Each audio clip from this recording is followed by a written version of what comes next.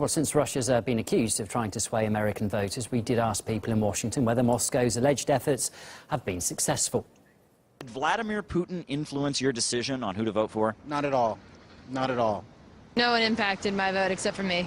No, I was pretty solid on my decision pre all the Vladimir Putin drama. He called me directly, Putin did, and told me how I should vote. No, I think that's the biggest farce. Could the Russians have maybe controlled your mind without you knowing about it? I don't believe so. I'm sure that, like, they've influenced the election in certain ways, but not mind control. Oh my God, no. The American intelligence services say that the American public's minds were manipulated by Russia, and that's why people voted for Trump. Do you buy it? Not at all. I just think that they might have had their hand in it. I don't think they influenced the election that much. I think that there are a lot of other things that were as work it well. You know, you have a weak candidate, things along those lines. So I think that there are many other factors that played a larger role. Well, the discrepancies in the US intelligence report, as well as the lack of hard evidence, have been ridiculed. Some joke that the document was a Kremlin disinformation plot to discredit US intelligence, and others have compared it to a rushed student project that was due in the next day. Genuinely believed it was the Daily Mash or some other such humorous site which had done a spoof, because it seems like such a mockery of what we've had, which is weeks and weeks of assertion without evidence, and this is so totally devoid of evidence that I thought it must be a joke. And when I discovered it was actually serious, I'm really taken aback, and I do urge everybody watching to get online. It's quite easy to find and read through the thing, because it is absolutely an astonishing piece of work. It contains no evidence whatsoever. But of course the reason that it contains no evidence whatsoever is there is no evidence, because the assertions it is making are factually untrue, so there couldn't be evidence. Our intelligence community has lost the professional discipline of an intelligence function. And this is very dangerous, because and that's why I'm an advocate for what President-elect Trump is doing by challenging what they're saying, because they need to be challenged, because they're not being professional and disciplined in what they're doing. A lot of it's being politically motivated. I mean, the claim is that the Russians affected the election. So, I mean, it's like the Democrats are pushing it because they lost. So, in that sense, that's their scapegoat. Well, we lost because of the Russians. You know, that's the whole idea. They have admitted there is no single intercept that was a smoking gun. In other words, there was no absolute proof.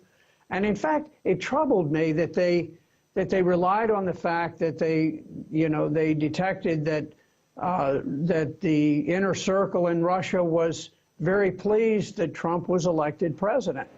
Well, I was very pleased that Trump was elected president, so I'm not sure. Am I guilty of hacking because of that? Well, as we mentioned earlier, the report does contain a disclaimer saying that it doesn't provide actual proof, and this is not the first time either that such a provision has been included in an official US intelligence document. RT's Miguel Francis Santiago explains. No solid evidence to prove Russia hacked the election? Just shove in a disclaimer and it's problem solved. This joint FBI and Homeland Security report from last week, with its scary name, Grisly Step, Russian malicious cyber activity, all to convince you Russia is guilty. Never mind, it's for informational purposes only and provides no guarantees. But that was enough for Obama to expel 35 Russian diplomats, nearly causing an international scandal because Russia apparently interfered to help Trump. Washington says there is evidence. President Obama and this administration is 100% certain in the role that Russia played in trying to sow doubt and confusion and getting involved through the cyber domain into our electoral process. The information is there and it's rock solid. No, seriously, it's there somewhere. Included in that report were specific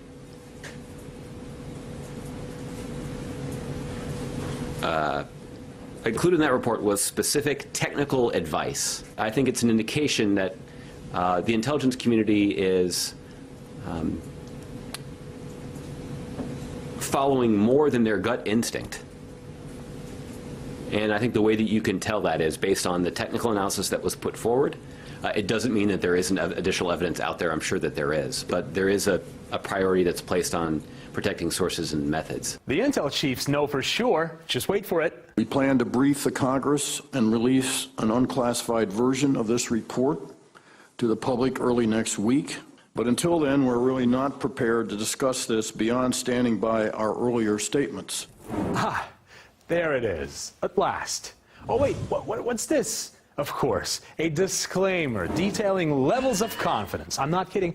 They're even graded from low to high. And apparently the NSA is only moderately confident in this one. There's your tangible proof and real evidence, ladies and gentlemen. Blame Russia. Miguel Francis Santiago, RT.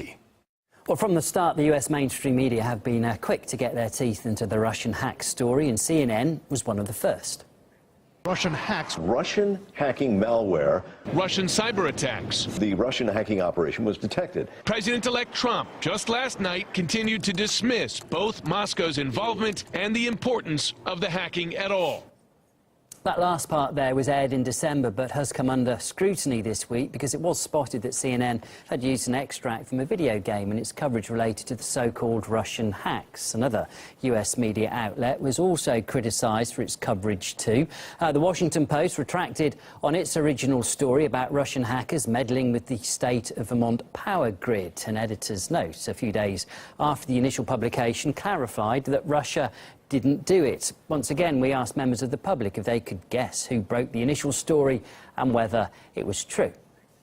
Tell me, true or false, that Russia hacked into a computer system in Vermont and exposed a security breach in the electrical grid? True or false? I did hear that true. I did hear that was true. I heard the story. I don't know if it's true, but I did hear the story in the mainstream media. Gonna go with true on that one. Pretty sure I heard about that in the news. It's actually false. All right, I'm gonna go with false on that one. So, who do you think reported that? Was that CNN, Washington Post, or was it a Russian news outlet? If it's false, I'm gonna go with not CNN or Washington Post. But I don't know why the Russians would want to say that that happened either. And I believe it was something that came from Donald Trump administration in all his office or something. I think I heard it somewhere like CNN. It was actually Washington Post that it turned out to be false. So, do you feel like people here in D.C. are in a little bit of a news bubble? Like maybe they only hear like one side of the story? Definitely, yes, definitely. Oh, absolutely, absolutely. The Washington Post, the New York Times, MSNBC, CNN, absolutely. They're the real fake news. So as you heard there, some are now accusing the Washington Post of spreading fake news. It was one of the first to write about the trend and how it was used to influence the American election. RT America host Ed Schultz and media analyst Lionel discussed it further. I guess in 2017, the Washington Post is going to have a new department over there called the Oh, by the way department. Right. Or the I mean, never mind, you know, oops, my bad. You know, the Washington Compost. You know, Ed, when you and I started during the Harding administration, there was an expression they always do on TV shows or movies, stop the presses. Remember that? They always said, stop the presses. Kids today say, what the hell are you talking about, stop? Well, you know what? Today, you can stop the presses. Washington Compost could have immediately just wiped this story out, issued an apologia, we're sorry, it's wrong. But what they do, Ed, is incrementally, and by the way, this is all verifiable through Wayback Machine, a great little site, a great little website tool that can allow you to see how stories evolve. They incrementally make a little change here, a little change there. They save the headline last. Now understand, the story's wrong. The story gives people the impression that these nefarious Kremlin hijackers are going to ruin the electrical grid of the country, and it's wrong. Lionel, okay, you and I did start during the Harding administration, or maybe even the Wilson administration, I don't know. Right. But people used to get fired when this happened. Yes! People used to lose their job. There used to be people who were, their names were, well, we let X, Y, and Z go because they screwed up on the story and it affected too many people. What happened to that? And it's a new world that I'm not sure I'm too comfortable in. Still to come on the weekly, over a dozen women say they were sexually assaulted during New Year celebrations in the Austrian city of Innsbruck, with comparisons being drawn with what happened in Cologne last year. We'll have a look at that in more detail in a couple of minutes.